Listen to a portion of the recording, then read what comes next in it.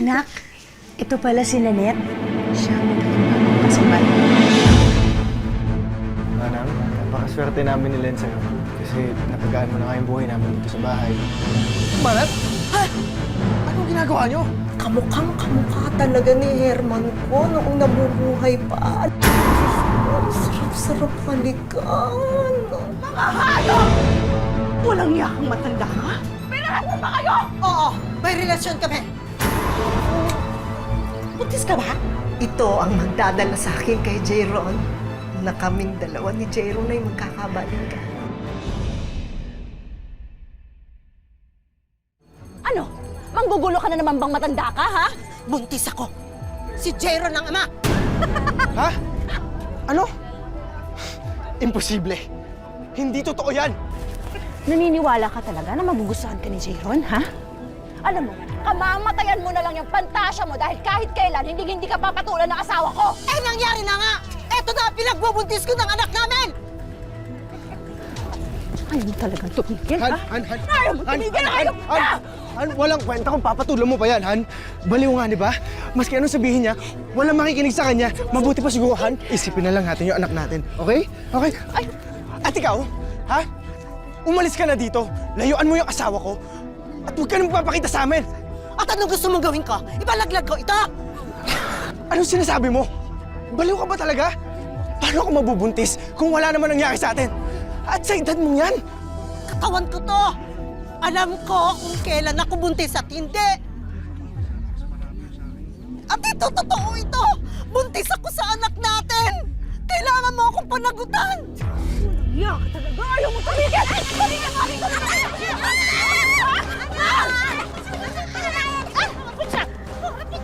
Ako ang harapin mo! Ang bumapatol ako sa matanda! Eh, yung kasama mo, bumapatol sa bata! Ako, maganda ka! Ako pang-amin sa iyo! Tawan mo ako! Tingnan mo na kasi na talaga may nangyari sa amin dalawa at may karapatan ako sa kanya. Walang Bumabaliw ka na! Tingnan mo kami! Tingnan mo na kami! Lumayo ka sa asawa ko! Baliw! Jeron! Jeron! Jeron! Maniwala ka sa akin! Mayroon paniwalaan pero anak mo talaga itong dinadala ko, Jeron! Ang sana mawawala! Jeron! Jeron! Hindi ka natigil! Tumigil ka na! Nakakahiya! Hindi mo na kami binigyan ng kahiya! Hayop ka! Hayop ka! Jeron! Tumigil ka na! Tumigil ka na kahiya! Jeron! Baliw! Jeron! Jeron! Jeron!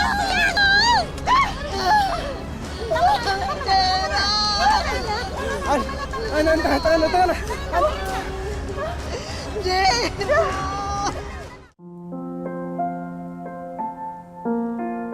Ay nako, nakakainis talaga yung matandang yun. Bakit, ma? Ano naman pong ginawa? Alam mo ba, nalaman na tayo ng tsismis dito sa buong lugar natin. Hanggang palengke nga umabot na. Ang sinasabi nila, dapat daw mangkukulam na lang ang ginawang kabit nitong si Jayron kesa dun sa matanda. Pumatol kasi sa matanda. Kasalanan ko to eh. Dapat tinapos ko ng kalokohan niya dati pa. Dapat pinalayas ko na siya nung hinipuan niya ako. Kadiri. Wala ka namang kasalanan eh. Nasisiraan lang talaga ng ulo yung matandang yun. Pero Han, iniisip ko lang. Kaya naniniwala yung mga tao sa kanya eh, kasi lumaki talaga yung tiyan niya. Paano kaya nangyari yun, no? Teka. Sinasabi mo ba? Nabuntis mo talaga siya?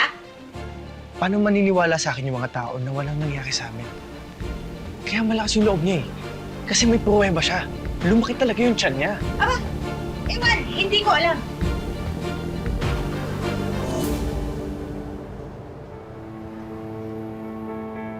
Kuya, magkano yung 1 kilo niyan?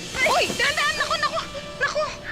Mag-iingat ka, ikaw naman kasi. Bakit sumama ka pa dito sa palengke? Eh, alam mo naman madulas. Dapat sa bahay ka na lang kasi nagpahinga. Eh, alam niyo naman po, sabi ng doktor, di ba? Maglakad-lakad para mabilis yung paglabas ni baby. Yan ba yung pinagpalit sa matanda? Hindi naman raw pinagpalit, ikaw naman. Sino ba namang matinong lalaki ang papatol sa parang nanay niya? Huwag na kayo maingay dyan. Andiyan yung matanda, oh. Ang mukha mo! Hindi porket bata ka. Ikaw lang ang may karapatang sumayo. Hoy! Tigilan mo nga yung anak ko! Hayaan mo nga sila mag-usap. Usap! Sinasaktan niya yung anak ko! Mag-uusap na ulo to, hoy! Sabi mo sila, sumit mo nga sila, sinabi mo ako! Ikaw na! Usap kahit matanda ka! Hindi kita umulungan, hoy! At ikaw naman! Bata ka, kailangan kang bigyan ng leksyon! Banan, kung sino masaliwa, oh. Ay! Yung anak ko!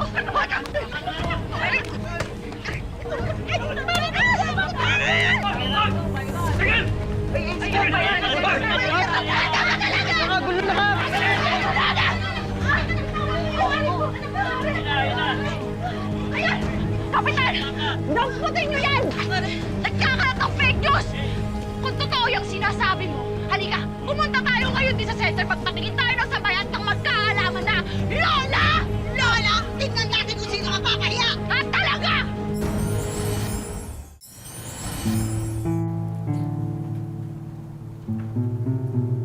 Upo muna kayo dyan. Salamat po. Upo muna. Salamat pa.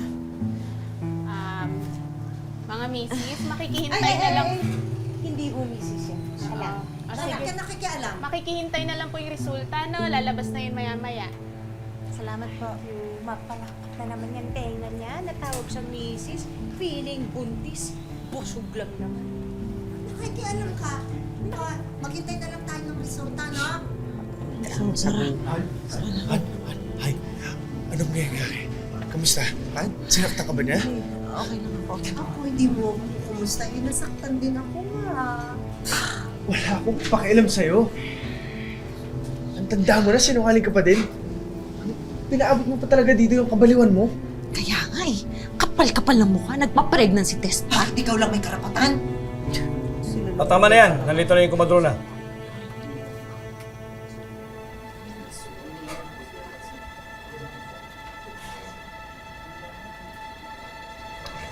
Hawak ko na ho yung resulta ng pregnancy test na isinagawa natin kanina. At ayun po sa test, isa lang po yung buntis sa inyo. Ako yun, huwag kang ilusyonatan. At kayo yun, Mrs. Marilyn. Nakita mo na?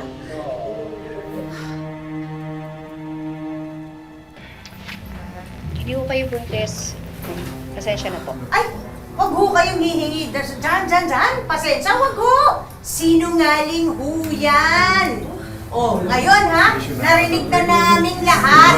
Alam nyo na, narinig nyo, hindi siya buntis ha. Oh, siguro naman ngayon, mananahimik ka na. Tatantanan mo na kami. Hindi ako naniniwala sa'yo! Hindi ako naniniwala sa'yo. Buntis ako. Binayaran ninyo ito. Ano pwede pala? Binayaran ninyo! Pwede kayo? Binayaran ho kayo! Binayaran kayo eh! Binayaran kayo eh! Talaga to eh. Binayaran kayo eh! Binayaran kayo eh! Uy! Ano? Ma'am, meron ho kasing tinatawag na pseudo pregnancy kung saan totoong nakakaramdam yung isang babae ng mga senyales na para siyang buntis kahit hindi naman siya buntis. Ganun ho yung nangyari po sa inyo. Hindi totoo to! May bata nararamdaman ko. Meron pong bata sa loob eh.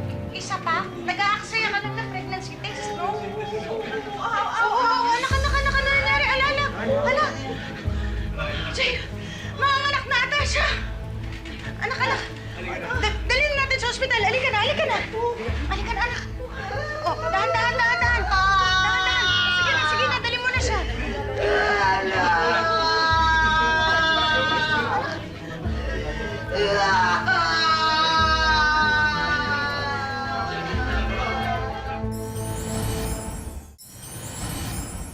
Tayong mga babae, walang hindi ilalaban pagdating sa pamilya. Kaya naman kahit anong gawin ni Nanette na paninira, ay hindi siya inatrasan ni Lenlen sa gera.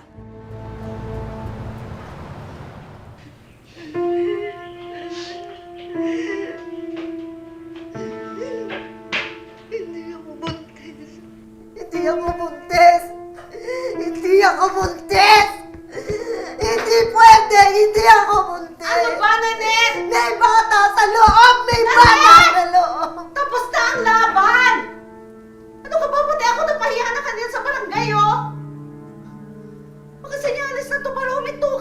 Bakit?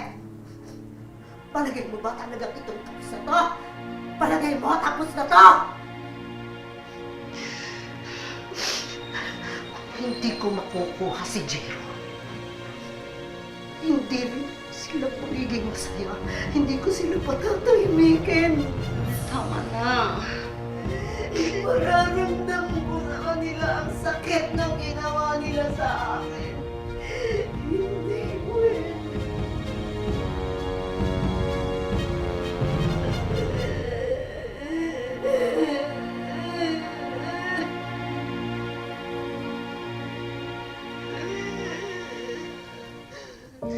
Salamat, nakatulog na rin.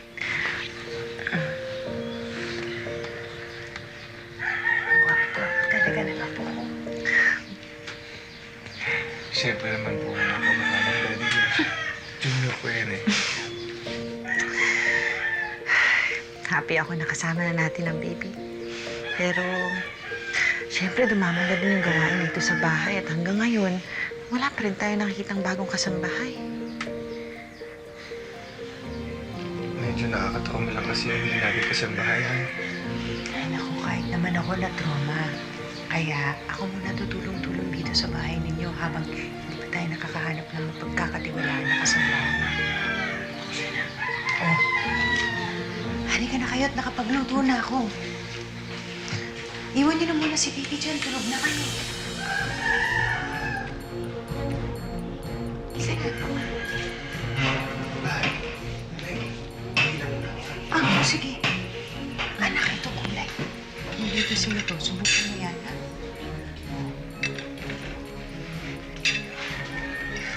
Ito, masarap yan. Sige lang, kain ka lang.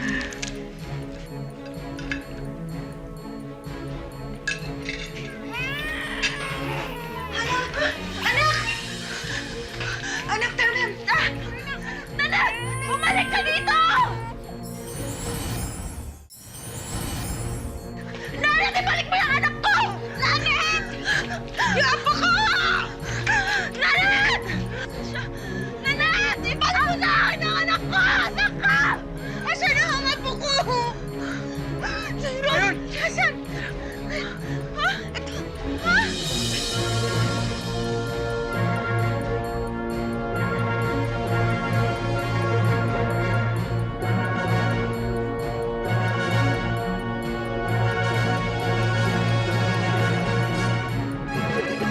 Nanet! Nanet! Nanet! Sige! Sige! Sige na lang kayo. Kaya sige! Nanet! Wag! Wag! Wag! Wag! Wag! Wag! Wag! Wag! Wag! Anak ko! Hoy, Maring! Ano ginagawa mo dyan? Dito, bata! Maawa ka na bata! Huwag kong inama yung anak ko! Dali! Mana naman po kumawa ko! Please! Itong bata nito, pinagmamalaki ninyo. Pare-pareho tayong mawawala! Wag! Wag! Kung may galit ka sa amin, Nanet, sa amin ka gumante. Pero nagmamakaawa ako sa'yo. Huwag mo indama yung anak ko, Nanet, please! Maawa ka sa ako! Utang na loob ganyan, please! Kaya nagmamakaawa kayo sa akin? Samantalang noon, pinagtutulungan ninyo ako. Tinatawag niyo pa akong baliw!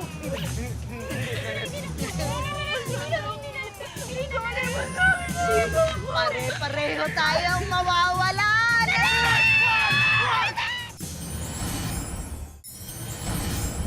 Nanet! Tama na! Tama na! Ako na nagpapakaawa sa'yo! Tama na! Tama na! Bakit? Nakampi ka nila? Hindi! Hindi! Wala akong kinakapihan! Wala akong kinakapihan! Nanet! Nagpapakaawa ko! Huwag mo inamay ang bata! Wala kasalanan ng bata! Isipin mo na lang, paano kung nagkaanak ka? Paano? Gusto mo bang mangyari sa iyong nanganak mo ito? Gusto mo ba siyang mahulog dyan? Nanet, tama na, maawa ka. Tama na. Tama na. Tama na. Wag! Wag! Tama na.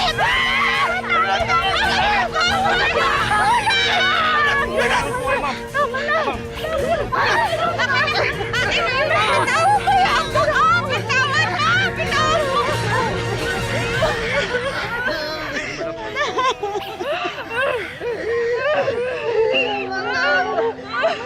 Wag! Patawad. Patawad. Patawad.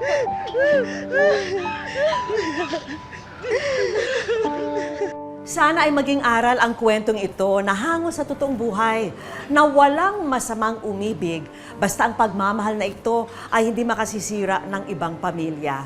At ngayon, oras na para tuparin natin ang wish ng mga may bahay na tulad ni Lenlen. Ang kwento ni Lenlen, hindi nalalayo sa pinagdaanan ng ginang na nakilala namin. Kung si Lenlen, sinubukan pero hindi napagtagumpay ang agawan. Si Marivic, ipinagpalit daw talaga ng mister sa kanilang kasambahay. Nasa Kuwait po ako nung nangyari po lahat nun. Nag-OFW po ako dahil po sa sobrang hirap ng buhay at saka gusto ko rin makatulong sa pamilya ko. Pero pinag-usapan namin mag-asawa yung tungkol sa pag-alis ko, pumayag naman po siya. Nag-hire kami ng makakasama sa bahay para matingnan at maalagaan yung anak ko. Ang mas malala pa raw, ang dati niyang asawa at kalaguyo magkakilala at magkatugo pala. Nagsimula yon mga 7 months pa lang ako sa Kuwait. Then marami na akong nababalitaan. Una, nagsabi yung ate ko na may relasyon daw yung kasambahay at saka yung asawa ko, yung nag-alaga sa anak ko. Pero hindi ko pa pinaniwalaan kasi sabi ko magpinsang buo yan sila, wala yung relasyon.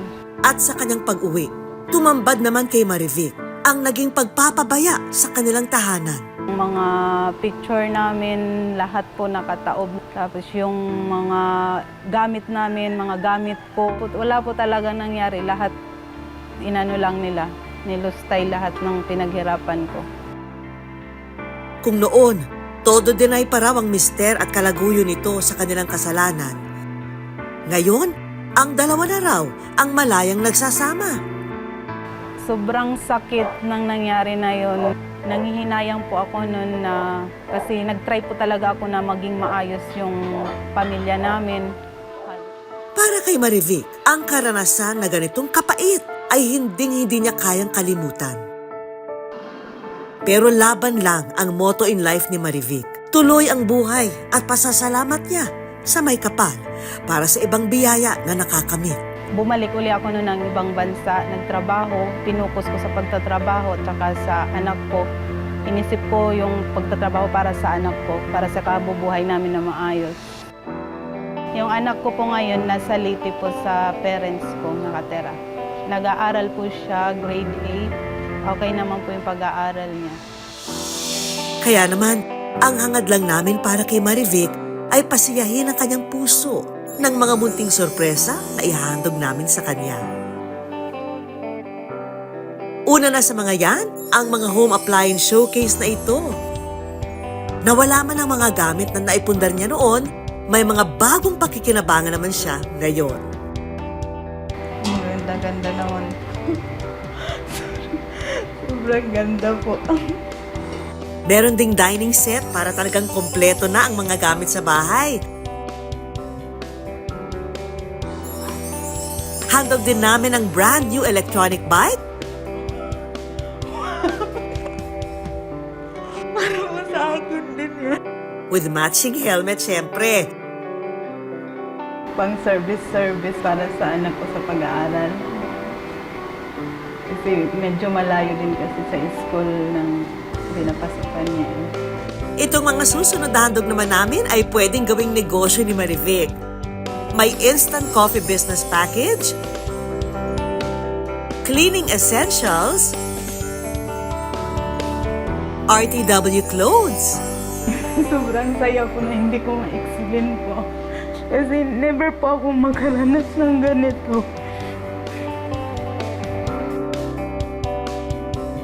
Nabanggit niya na ngayon nagsisikap mag-aral ang kanyang anak sa probinsya, kaya naman meron din kaming educational assistance para sa kanya. Kahit hindi kami sinuportahan, hindi siya sinuportahan ng tatay niya, sinikap kong makapag-aral siya. At ito, mapapatuloy niya ng maayos yung pag-aaral niya. At syempre, hindi mawawala, munting tulong mula sa aming programa ang Wish Ko Lang Savings. Maraming salamat po sa lahat-lahat ng binigay niyo pong tulong sa akin. Para matapos na rin ang lahat ng paghihirap niya, nais naming matulungan si Marivic na makawala sa trauma na kanyang pinagdaanan. Si Ma'am is a fighter. Very strong siya. Na-try niya ang best niya to talagang survive, fight na para doon sa kanyang anak. Ang recommendation ko is bigyan also ng focus ang kanyang anak. Kasi ang anak niya ay maaring dumaan din sa isang traumatic na experience. Ang natutunan ko po dun sa payo ni Doc, yung para sa akin, yung makipagkaibigan, then palaging may kausap and personal. Para naman po sa anak ko, yung good communication, yung makausap ko siya palagi, may kasama siya palagi at sobrang mahalaga para sa anak ko yung para makarecover siya dun sa mga nangyari. Mga kapuso, lagi po nating tatandaan, hanggat hindi tayo napapagod, humiling at maniwala, hindi tayo mapapagod lumaban sa buhay. Ako po si Vicky Morales at ito po ang Wish Ko Lang.